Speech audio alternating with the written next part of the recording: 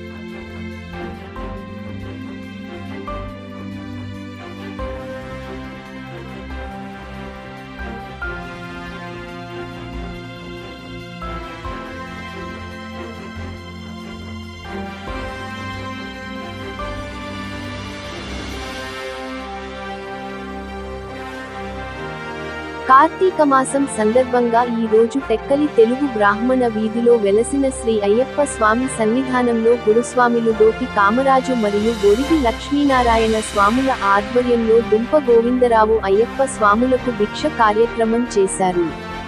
భిక్ష అనంతరం గురుస్వాములకు దుస్సాలువతో టెక్కలి కళింగకోమట్ల సంఘ అధ్యక్షులు లాడి శ్రీనివాసరావు చేతుల మీదుగా సన్మానం దుంప గోవిందరావు దంపతులు జరిపించారు. అయ్యప్ప ఆలయ అర్చకులు బ్రహ్మశ్రీ మామిడి మాధవ శర్మ పూజలు జరిపించారు. పూజ అనంతరం అయ్యప్ప స్వాములు, భక్తులు తీర్థప్రసాదములు స్వీకరించారు.